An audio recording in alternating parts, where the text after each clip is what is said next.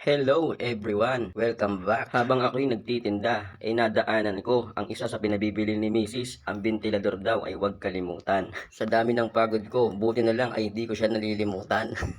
At mabalik nga tayo dito guys. Bali ang binili ko pala ay dalawa na. Para na sa ganun ay talagang hindi na sila lamukin. Kasi nung nakaraan, naawa ako Prince. Daming kagat ng lamok. Bali naka-aircon na pala kami. Kaso pagpatay ng aircon, syempre yung mga lamok, alam mo na, ano lang pala kay Prince. Bali isang ventilador lang yung ginagamit namin mga idols ko. Kaya binila ko na siya ng dalawa para kabilaan na. Para talagang hindi makalapit ang lamok.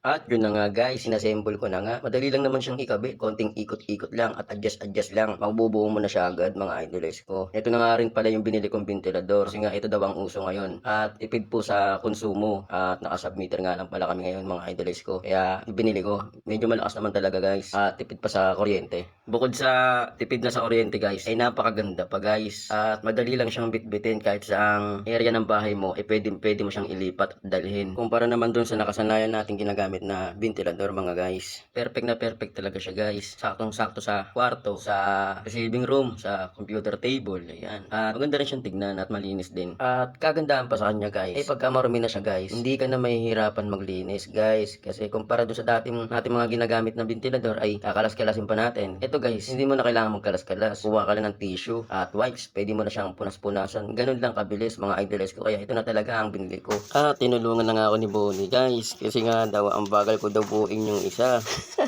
Excited na nga siya at naiinitan na daw siya. Kaya tinulungan niya na akong magbuo nito. Oh Bonnie, dahan-dahan lang. Sige, ikaw na magkabit niyan. Oh, assemble mo na Bonnie. Turuan na lang kita kung paano ang step by step Bonnie ko.